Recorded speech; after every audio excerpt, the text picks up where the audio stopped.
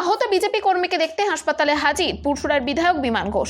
জানা যাচ্ছে, পুরসুরা বিধানসভার অন্তর্গত ভাঙামোড়া গ্রাম পঞ্চায়েত এলাকার এক বিজেপি সভাপতি তন্ময় মালিককে তৃণমূল আশ্রিত দুষ্কৃতীরা নাকি রাতের অন্ধকারে বেধড়ক মারধর করে। আহত অবস্থায় তাকে চিকিৎসার জন্য আরামবাগ মেডিকেল কলেজ ও হাসপাতালে নিয়ে আসা হয়।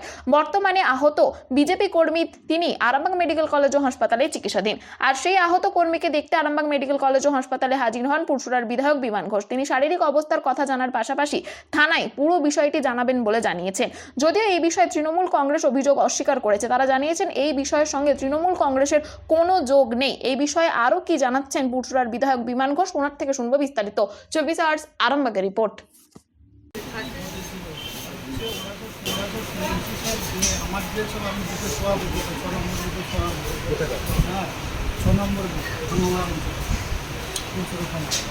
তো ওরা অনেকদিন ধরে অ্যাটাক করে আমাকে মারবো পালে পাইনি।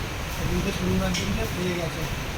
আমি বাড়ি আসছি তেমন তো আমাকে ওরা ধরে বসে একটা প্ল্যান ছিল যে ও পশুরাম বাজারে গেছে করতে, বৃষ্টি হয়েছে ছেলেগুলো করে নেই, ওদের থেকে অ্যাটাকটা করবো এই শনিবারই কোথায় মারধরটা কোথায় মাঝটা মানে কিছুদিন মাছ করি অর্জুন মিলে সিটিএম ওরা লাঠি দিয়ে ওরা যা করেছে জোর আলিয়েছে আর জল ঘুষি উঠেছে অর্জুন ছিল ছিল 6-7 মতো মেরিতে চাইছে। কবে হচ্ছিল? এটা শনিবার দিন ফোন বাজবে 9টা। আপনার নাম দাদা? তন্ময় মালিক, গাড়ি বাড়ি পশ্চিম। এখানে আমাদের পুরসুরা বিধানসভার ভাঙামোড়া পঞ্চায়েতের 6 নম্বর বুথের সভাপতি তন্ময় মালিক রাজীব দাঁড়া ওকে হঠাৎ করে রাত্রিবেলা তৃণমূল আশ্রিত 5-6 জন দুষ্কৃতী আক্রমণ করে, মারধর করে। সেখানে ভর্তি করে দেখতে এসেছে।